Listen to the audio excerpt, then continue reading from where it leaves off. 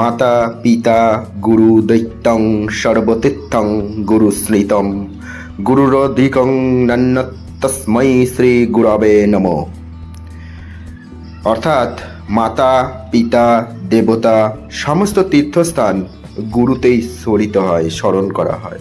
গুরুর যে শ্রেষ্ঠ আর কিছুই নেই, সেই শ্রী গুরুকে প্রণাম করি। হ্যাঁ বন্ধুরা, সেই গুরুকে প্রণাম করার, গুরুকে স্মরণ করার দিন হলো আজকের দিন, অর্থাৎ 10ই জুলাই 2025 বৃহস্পতিবার। ভিডিওটি আপনাদের সামনে প্রকাশ করতে একটু দেরি হয়ে গেছে। আজ 2025-এর 10ই জুলাই বৃহস্পতিবার, শুভ গুরু পূর্ণিমা। এই দিনটি সমস্ত গুরুদের স্মরণ করার দিন, তাদের আশীর্বাদ নেওয়ার দিন। একটু গুরু পূর্ণিমার তিথিটা কোন সময় থেকে কোন সময় রয়েছে সেটা জেনে নেব, এবং একই সঙ্গে এই গুরু পূর্ণিমা কীভাবে পালন করবেন, নিজের আর্থিক অবস্থা দুরবস্থা কাটিয়ে সুখ শান্তি সমৃদ্ধে ভরে উঠবেন সবটাই। এবং এই গুরু পূর্ণিমার তাৎপর্য কি, এই ভিডিওই আমি তুলে ধরবো। স্কিপ করবেন না, সম্পূর্ণ ভিডিও দেখবেন। ভালো লাগলে অবশ্যই লাইক শেয়ার কমেন্টস করতে ভুলবেন না। চ্যানেল যদি সাবস্ক্রাইব না করে থাকেন অবশ্যই সাবস্ক্রাইব করে রাখবেন।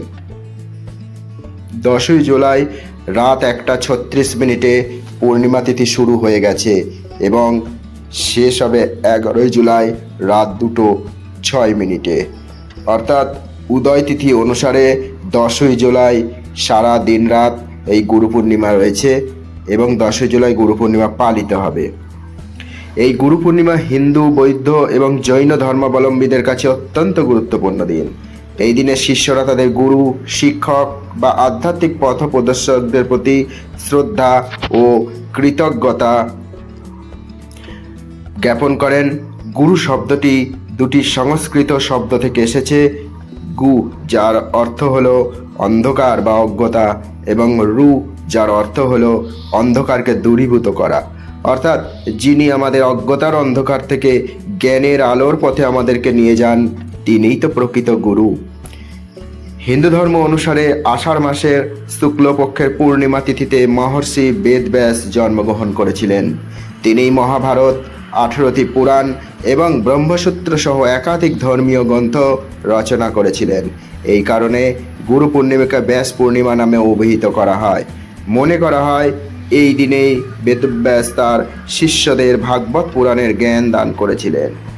অন্যদিকে বৌদ্ধ ধর্মাবলম্বীরাও বিশ্বাস করেন যে এই আষাঢ় পূর্ণিমা তিথিতেই গৌতম বুদ্ধ বোধি জ্ঞান লাভের পর উত্তরপ্রদেশের সারনাথে তার 5 শিষ্যকে প্রথম ধর্ম উপদেশ দিয়েছিলেন। জৈন ধর্ম অনুসারে এই দিন ভগবান মহাবীর তার প্রথম শিষ্য গৌতম স্বামীকে একজন গণধর হিসাবে গ্রহণ করেছিলেন, যা তাকে প্রথম তীর্থঙ্কর করে তোলে। গুরু পূর্ণিমা গুরু শিষ্যের পবিত্র সম্পর্ককে স্মরণ করিয়ে দেয়। গুরুর নির্দেশিত পথে চলে শান্তি, আনন্দ, মোক্ষ লাভের গুরুত্বকে তুলে ধরে। ভারতীয় সমাজে গুরুকে ঈশ্বরের চেয়ে উচ্চতর মর্যাদা দেওয়া হয়। এই গুরু পূর্ণিমার দিন, অর্থাৎ আজকের দিন, আপনারা বেশ কিছু নিয়মবিধি অবশ্যই অনুসরণ করবেন ভালো থাকার জন্য। সকালে তাড়াতাড়ি ঘুম থেকে উঠে স্নান করবেন। সম্ভব হলে গঙ্গা স্নান বা পবিত্র নদীতে স্নান করা শুভ বলে মনে করা হয়, বিশেষত প্রবহমান জলে। যারা গুরুর দীক্ষা গ্রহণ করেছেন তারা এই দিনে অবশ্যই গুরুর সঙ্গে দেখা করে তার চরণে হলুদ বা সাদা ফুল অর্পণ করে প্রণাম করবেন, আশীর্বাদ নেবেন। গুরুর মন্ত্র জপ করাও শুভ। যদি সরাসরি গুরুর সঙ্গে সাক্ষাৎ সম্ভব না হয় তবে ফোনে কথা বলে বা মানসিকভাবে তার প্রতি শ্রদ্ধা নিবেদন করা যায়। স্নানের পর নিজের সামর্থ্য অনুযায়ী ব্রাহ্মণ বা পুরোহিতকে দান করতে পারেন। দরিদ্র মানুষদের হলুদ ডাল, হলুদ পোশাক, জাফরান ও পাকা কলা দান করা শুভ বলে মনে করা হয়। এই দিনেই ধ্যান, যোগা, আধ্যাত্মিক গ্রন্থ অধ্যয়ন এগুলো অবশ্যই বিশেষ ফলপ্রসূ। বাড়ির উত্তর পূর্ব কোণে একটি ঘিয়ের প্রদীপ জ্বালিয়ে তাতে সামান্য হলুদ মিশিয়ে দেবেন। এটি বাড়িতে সুখ ও শান্তি বজায় রাখতে সাহায্য করবে। আর গুরু যদি না থাকে তো সকালে ঘুম থেকে উঠে পিতা মাতার কাছ থেকে তাকে প্রণাম করে আশীর্বাদ নেবেন, কারণ আপনার জীবনের প্রথম গুরু কিন্তু পিতামাতাই। অনেকে এই দিনে বাড়িতে সত্যনারায়ণের পূজা দেন। পূর্ণিমা চলাকালীন নিরামিষ খাবার খেয়ে শুদ্ধ থাকতে পারেন। আমিষ খাবার ও মদ্যপান অ্যাভয়েড করবেন।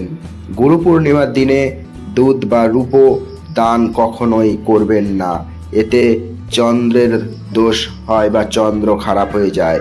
কালো বা ছেঁড়া পোশাক পরা উচিত নয়।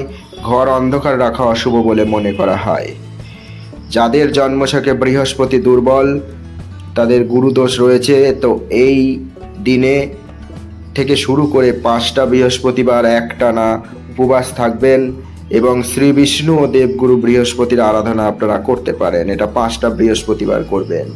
ছাত্রছাত্রীরা লেখাপড়ায় বারবার যদি বাধার সম্মুখীন হন, তাহলে গুরু পূর্ণিমার দিন বইয়ের প্রথম পাতায় হলুদ রঙে একটি স্বস্তিক চিহ্ন এঁকে মা সরস্বতীর পায়ে রেখে পূজা করবেন, শুভ ফল পাবেন।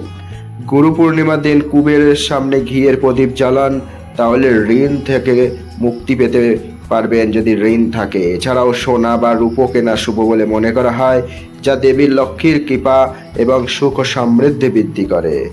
শুধু এটাই মনে রাখবেন, গুরু পূর্ণিমা আমাদের জীবনে গুরুর অপরিহার্য ভূমিকাকে স্মরণ করিয়ে দেয়, তাদের প্রতি শ্রদ্ধা ও কৃতজ্ঞতা প্রদর্শনের একটি বিশেষ সুযোগ এনে দেয়। তাই তো গুরুর বন্দনা আজকের দিনে করা হয়। গুরু ব্রহ্মা গুরু বিষ্ণু গুরু দেব মহেশ্বর গুরু সাক্ষাৎ পরব্রহ্ম তস্मै শ্রী গুরবে নমঃ। অর্থাৎ গুরুই ব্রহ্মা গুরুই বিষ্ণু গুরুই মহেশ্বর গুরুই সাক্ষাৎ পরম ব্রহ্ম, সেই গুরুকে প্রণাম করি। ভিডিওটি এখানে শেষ করছি। ভালো থাকবেন, সুস্থ থাকবেন, সুখ শান্তি সমৃদ্ধিতে আপনার জীবন ভরে উঠুক এই কামনা রাখি।